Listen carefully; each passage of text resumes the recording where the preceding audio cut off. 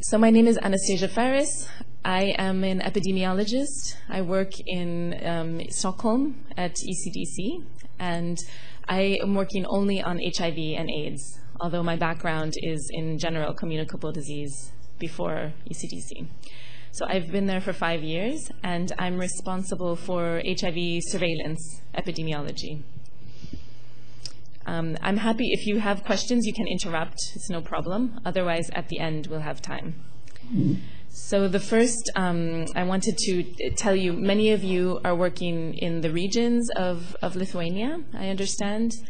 And I'd like to thank you for the work you're doing. It's very impressive to see. I got to hear a bit more about the work that you do here in Vilnius at the center, but also in the regions. And I see that compared to other countries, Lithuania seems very active, especially in the realm of communications campaigns, and it's very impressive. So I will share that news with my colleagues in Stockholm. ECDC it has been in Stockholm. It's EU agency, and we work only on communicable disease. And it started in 2005 after a lot of countries were scared about the SARS epidemic. So there was discussion that we needed to have an EU center where we could have as a hub for communicable disease. And so we work on HIV, but also TB, viral hepatitis, influenza, antimicrobial resistance, and vaccine preventable disease, to name a few areas. We work with the national public health institutes or centers. Yes? Yes? Any questions? Okay. And with all of the countries of EU and European Economic Area. And we are working only on surveillance and assessing threats, and we are here to support countries with information. But we do not implement programs at ECDC. We support you in the countries, and you are the ones implementing and actually responding. So you have the difficult job, and our purpose is to support. So we would like to hear how we could do that more effectively and respond to your needs. Our work on HIV is focused in 2 areas. We have this globally understanding that in order to, you must know and understand the epidemic in order to know how to respond to the epidemic. And countries are very, very different. Even in your country, your regions are very, very different. And some problems in one region are not the same as another. And so having a good understanding of how the cases and epidemiology are distributed is important. For this, we do surveillance. So all of you as regional epidemiologists send to National Center, and the national centers from all countries send data to ECDC. We don't receive any data with names or identifiers, but we receive things like age and gender of the case. We work on surveillance. Every year we publish a report together with WHO. So we work with WHO full region for HIV for 53 countries in that case. And then on the side of understanding the response, we have a process called monitoring of the Dublin Declaration. This was a declaration in 2004, which all countries, including Lithuania, signed up to. And it's affirming a UN declaration on HIV, saying we should try to work to improve the situation. And this monitoring asks, how are your policies? What are your problems and your struggles? So every 2 years, we do this process. Now I'll give some information on the epidemiology. So the new HIV diagnoses first in the full region, 53 countries. And then Lithuania has a special position because you're part of EU and also part of the epidemiological region of the East. And so I wanted to show both so you can see how you fit into these groups and how Lithuania is different and similar. So in 2014, that's the last year where we have data reported, and soon we'll have data from 2015. But if we look at the full region for the WHO region of the 53 countries, we see that in 2014, we had the most cases ever reported. That was 142,000 cases in the full region. And the cases, of course, are not equally distributed across countries. And we found that nearly 3/4, 77%, were in the east of the region. And this is mostly due to the cases in Russia. Russia reported 86,000 cases of the 142, so very high number, and it's increasing. We see about 20% of cases in the West, and the center has very few HIV diagnoses so far. And sometimes we show this in epidemiological terms as the rate per population, and we also see that the diagnoses per population were very high in the East compared to other regions. This shows by country the new diagnoses per population, and we see that exactly the same, that the countries in the East are a bit higher. Russia is not colored on the map because we don't have official data from Russia through our surveillance, and but they would be red on the map if we had official data. And then we say, how is this developing over time? And so do we see increase or decrease? That's normally what the communication specialists want to know in order to communicate to the public and to the media. Is the situation getting better or is it getting worse? And what we do see is the purple line here is our full region, 53 countries. And this is the rate over time. It increases slightly over time. But we have to see that this line here is representing the East, where we see much more increase during the past 10 years. In the West, the cases are decreasing slightly, and the center has very low rates, but they are going up. And we'll look at that data. And so then looking at, well, what are the main groups where we see new HIV diagnoses? So that also differs across the regions. In the eastern region, we see the biggest proportion of new diagnoses in 2014 here is due to heterosexual transmission. But we also see the purple, quite a large proportion due to injecting drug use. And this reflects largely the situation in Lithuania as well. In the West, we see many more cases due to sex between men, among gay men, as well as the center, and fewer proportions among heterosexual. And then we also see here the West and center are much worse than the East about having complete information on diagnoses. So we see that many of the cases, they are listed as unknown transmission route. And this one in the center is largely due, most of those cases are men, and probably there are more cases due to homosexual HIV transmission among gay men that are reported as unknown due to stigma of reporting the case due to the real route of transmission. We see across all regions in Europe that we have a lot of late diagnosis, and this is a big problem in our region, a big problem everywhere in the world for HIV. And so in 2014, 48% of all cases had a CD4 count, which is the measure of how sick the person is at the time that they are diagnosed, CD4 count of less than 350. So this is sort of a proxy or an indicator we use to measure how late in the infection does the person actually get diagnosed. And so the lower the CD4 count, the later they're diagnosed. And so we found nearly half were diagnosed quite late across the region. And it is not different by East, West, or Center. And why is this important? Well, yes? What's CD4? We use 350 here, 350, yes. And so if we look at 200, CD4 200 is about nearly 1/3 of cases, 30% come with a CD4 of 200, which is the rate of, basically the stage of AIDS. And so if we have our cases only being diagnosed very, very late, it is a problem because it can be more transmission before the person knows about their status. And also it means that the healthcare costs are higher because when you come late, you tend to have more co-infection, more TB, more serious healthcare issues. So we like to see more early diagnosis of HIV because it's cheaper and it's better for individuals' health and better for the population because of less HIV transmission. So we do see some groups have more late diagnosis, and that is people who inject drugs, migrants from sub-Saharan Africa and Southeast Asia. That group is quite small in Lithuania, but it's big in some countries.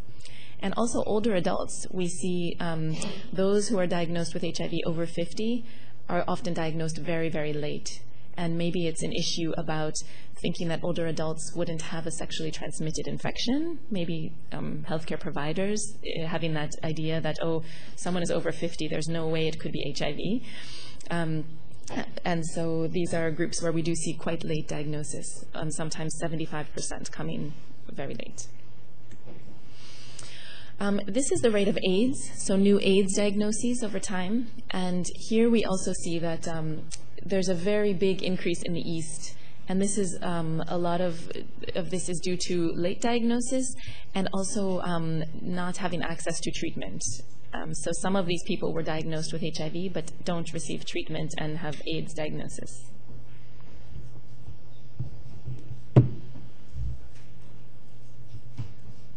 And this is how it looks by country, the same information. In 2014, which countries have higher AIDS diagnoses per population. And we do see a lot of the countries in the East here, but also in other regions have a bit higher rates of AIDS. And AIDS is something that the UNAIDS has said we should try to see 0 new AIDS cases. AIDS is preventable, and we should actually not be seeing AIDS in Europe. We shouldn't be seeing AIDS anywhere, but especially in European countries, we have, compared to other parts of the globe, quite high resources compared to other settings, and we can prevent AIDS, and we shouldn't see this anymore. So let's look at any questions or comments to begin. If anything's unclear, we'll go on to the EU. So this is the trends looking a bit more at the European Union region. And there we saw about 30,000 new infections in new HIV diagnoses in 2014. And in the EU, most infections are due to sex between men. We also have some due to heterosexual transmission, and fewer cases, just 4%, due to injecting drug use. But we have a lot of unknown transmission as well. And I would say mother-to-child transmission is something I want to highlight. We see a few cases, less than 1%, but the majority, nearly all of those cases are children who were born abroad, born in sub-Saharan Africa, who migrated to the EU. And so we have very, very, very few cases of mother-to-child transmission happening where the birth and pregnancy is occurring in Europe, in EU. And we're near to the stage of this not being anymore something that we see in Europe. So that is something we're trying to focus on a lot. We have new guidance on antenatal screening being issued at ECDC soon, next year. And actually this year now. And we will try to focus on the hardest to reach groups, which often are women who use drugs during pregnancy, and women who are part of some ethnic groups, ethnic minority groups that are traveling. Those are the groups where we have still seen a very few cases of HIV transmission from mother to child. If we look at just the main transmission routes across the EU, we see that the picture is very different. So the blue is HIV new diagnoses that are due to sex between men, green heterosexual contact, and this orange is injecting drug use. The picture looks a bit different. Many of the countries in Central Europe have a lot of transmission due to sex between men, and very little due to injecting drug use. Some countries have about half-half, and then some countries such as Lithuania, Latvia, Estonia have larger proportions of injecting drug use related transmission, and that's also present in Romania, Bulgaria, and Greece. And this shows that the solutions for one country won't be exactly the same as the solutions for the next country, the neighboring country, because the issues are different and the risk groups are different. Looking over time, in the EU, we see that the HIV new diagnosis rate is quite stable. We don't see an increase or a decrease.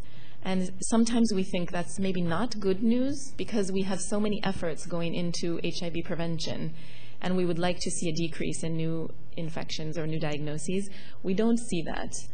We do, however, see in the EU a decrease in the AIDS rate, and that's good news and is related to more treatment being available to people. So they're diagnosed with HIV, but they get treatment and don't develop AIDS. So that's a positive trend. If we look, though, at the green line that I showed you previously, that one, and we split this into the different routes of transmission in EU countries, we see that the stable trend that we saw is actually decrease among heterosexual cases, men and women both, more or less a decrease in injecting drug use cases, but we have an increase in the European Union of cases due to sex between men. And this is the only group where we see an increase when we look at the full European Union region. And so this is a big problem, and we need to do more for prevention in this group in EU terms. Here you see a very small bump of increase, and injecting drug use was decreasing very much in the EU, and then we saw a small increase in 2011 and 12. And this was due to outbreaks in Greece and Romania, which maybe you could have heard about in the media. And those countries had very little HIV among injecting drug users, but suddenly had very big increases. And it was mostly related to very low coverage of needle exchange and drug treatment in those countries. And they thought, well, we don't need it because we don't have much HIV in our injecting drug users. But then suddenly they saw increase, and Greece suddenly had 1,000 cases. And so we looked at this a lot together with all countries to try to make sure that there was enough prevention to ensure that we didn't see such outbreaks in the future. I wanted to show how this is the surveillance data reported, and so this is the full European Union. In the previous slide, we looked only at the most recent 10 years, but this is looking back all the way to 1991. And you see how, for example, heterosexual transmission was very high and has decreased. Transmission amongst sex between men is increasing in the EU. This is a Lithuanian picture, and of course, this is very different numbers than the scale here. But just to give a comparison about the main groups and how they've changed over time in your country compared to the EU, I thought could be interesting. And the main message is that injecting drug use has been a much bigger group in Lithuania of those diagnosed with HIV, although it seems to be declining a bit, and you seem to have more cases due to heterosexual transmission in recent years. And of course, Irma and others who are working on this are much more able to give the picture of Lithuania. But it shows that your national picture can be quite different from the overall picture, and that's normal, but it means you might have special solutions needed in your country. And we do see this increase in heterosexual transmission happening in several other countries in the East, especially where they've had a lot of injecting drug use transmission. We see more transmission among sexual partners of injecting drug users happening. This is, of all cases diagnosed, this is the proportion of males and females. And so Lithuania, I would say compared to the European Union, you have more cases among women, but the majority of cases are among men in all countries, including Lithuania. And this is probably because in EU we have more cases due to among the gay male population, and which you have fewer so far in Lithuania diagnosed. And then the age group at diagnosis is very similar in Lithuania to what it is in the rest of the European Union. So most people are diagnosed, the majority, 70 plus 75% are diagnosed at these groups here, over 30 years of age.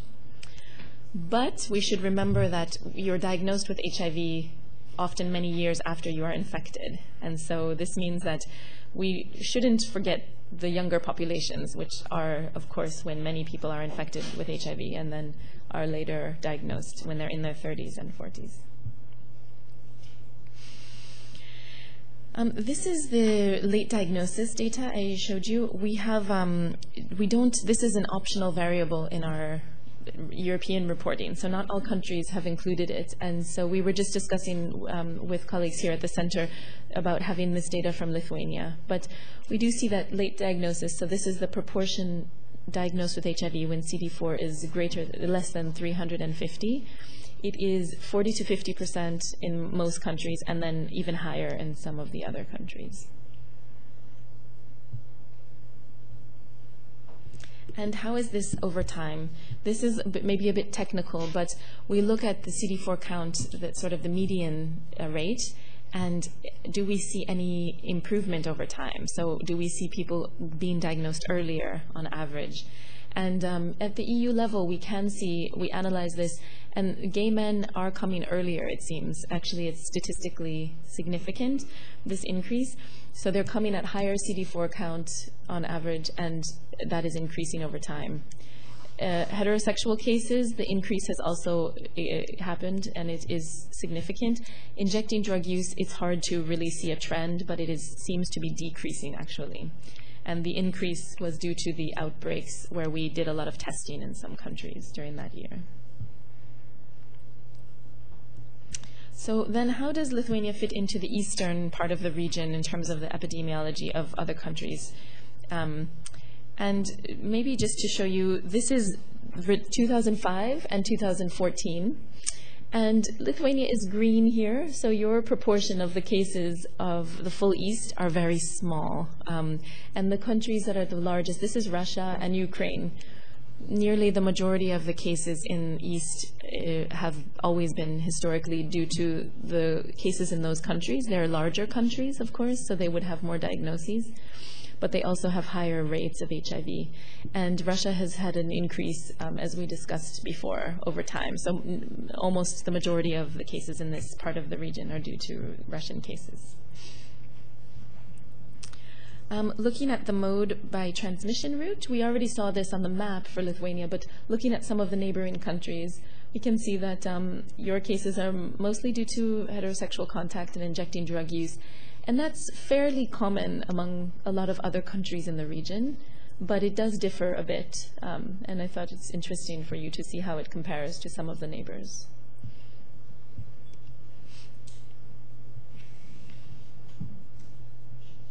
And then looking over time, we see an increase of heterosexual cases in many countries in the East, and as you have seen also in your country, and a slight decrease in cases due to injecting drug use. And those are the two main routes of transmission. So we see very small numbers of the other routes of transmission. But if we do look at them, this is the same data, but on a smaller scale. This blue line is cases due to sex between men. And in many countries in the East, there were nearly 0 cases identified due to sex between men. But there has been an increase in many countries, and this might be due to less stigma, so that actually the cases report the real route of transmission. But there seems also to be an increase in HIV in this group. And so it's something that is, I think, important to be aware of in the regions that you work in. And the challenge is, how do you test in this group without stigmatizing the group and ensuring that there's adequate prevention measures. And this is quite similar to the picture in Lithuania, but to look at the groups, the heterosexual group where we saw this increase happening here, this one green line. If we look at among those heterosexual transmissions, which are among men and among women, and which age groups do we see the increase? And so this is all cases in the east of the region. But interestingly, the increase is, the largest numbers among men are among those who are between 25 and 40. And then women, it's also women in their 30s, but we see a big increase, for example, in women in their 40s, and even women over 50, there's been an increase. And this is something that we think is due to sexual transmission between of female partners who had a male partner who maybe doesn't currently inject drugs, but who had a history in their 20s of drug injection, and so that there may be more heterosexual transmission happening in the couple. And that's quite important to address in prevention, that this type of testing and being aware that a history of injecting drug use could mean there is a need for couples testing. And that's often very difficult discussions to have and difficult to communicate, but very important. So I want to just sort of summarize the key points from the data, the epidemiological data. In the West or the EU countries, we see HIV rising among men who have sex with men. We also see that cases among migrants, I didn't show you that data, but in the full EU, about 37% of cases are among people born outside of the country in which they are the case is diagnosed. And this is not an issue in Lithuania. You have very few cases among people born outside of your country. But it's a very big issue for other countries. In the eastern part of the region, HIV and AIDS are increasing both, and especially among heterosexuals, men who have sex with men, although the numbers are low, and also women, we see more cases than we did before. And that's, we need to pay attention to treatment access and treatment scale up in this part of the region. And then in the whole of Europe, the patterns, the epidemic patterns and trends, they vary quite a lot by country. And, but we do see that late diagnosis is a big challenge and an important issue. And so expansion of HIV testing is extremely important for that reason. And then I wanted just to say something very, very brief, because this doesn't relate to all of you, but anyone who's working with epidemiology, which are a few, that because of the issue of late diagnosis and HIV/AIDS, we changed the way we do surveillance in European level for the 53 countries last year. And so now, and I think this is quite similar to the way that you do surveillance locally, where we used to do, countries used to send us HIV data and AIDS data separately. Now we're doing it as a joined one, which makes sense because HIV and AIDS are part of the same infection. So we can better understand how, if someone is diagnosed with HIV, how long it is until AIDS and what the reasons are for this. And so this is something that may affect some requests that you get from, for example, from the center here in Vilnius to some of the regions about the way you're reporting. Maybe it won't, but yeah. And these are the countries. So now in the first year, we've had different ways of reporting HIV and AIDS, and we're transitioning so that more countries will report in this purple or blue record types. And so we think Lithuania may do that in the future as well. And I would just like to end by thanking the surveillance focal points. We work with a lot of people in the countries, and each of them work with many people in the regions of their countries. So there's hundreds of people who collect and check the data that then later comes to Stockholm. And that's, we're very, very grateful, and we have very good collaboration with the focal points, and so want to acknowledge their work. And also our colleagues at the WHO regional office who also collaborate with us on the work that we do on this topic. So Saulis, I think I end this first topic there, and then we can stop for some questions or summary or discussion if anything was unclear.